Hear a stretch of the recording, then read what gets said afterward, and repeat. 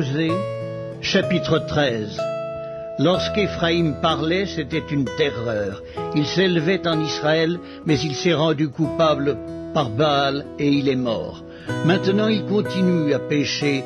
Ils se font avec leur argent des images en fonte, des idoles de leur invention.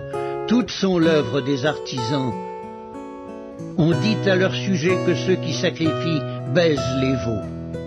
C'est pourquoi ils seront comme la nuée du matin, comme la rosée qui bientôt se dissipe, comme la balle emportée par le vent hors de l'air, comme la fumée qui sort d'une fenêtre.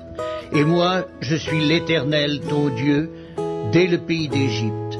Tu ne connais d'autre Dieu que moi, et il n'y a de sauveur que moi. Je t'ai connu dans le désert, dans une terre aride. Ils se sont rassasiés dans leur pâturage, ils se sont rassasiés et leur cœur s'est enflé. C'est pourquoi ils m'ont oublié. Je serai pour eux comme un lion, comme une panthère, je les épierai sur la route. Je les attaquerai comme une ours à qui on a enlevé ses petits, et je déchirerai l'enveloppe de leur cœur. Je les dévorerai comme une lionne, les bêtes des champs les mettront en pièces.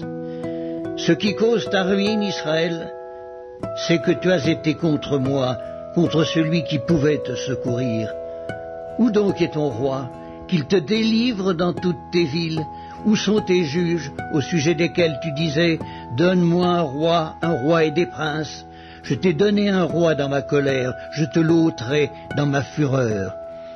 L'iniquité d'Éphraïm est gardée, son péché est mis en réserve. Les douleurs de celle qui enfante viendront pour lui. C'est un enfant peu sage qui, au terme voulu, ne sort pas du sein maternel. Je les rachèterai de la puissance du séjour des morts, je les délivrerai de la mort. Ô mort, où est ta peste?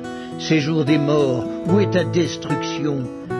Mais le repentir se dérobe à mes regards.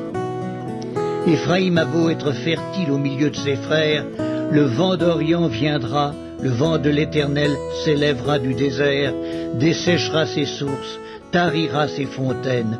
On pillera le trésor de tous les objets précieux. Samarie sera punie parce qu'elle s'est révoltée contre son Dieu. Ils tomberont par l'épée.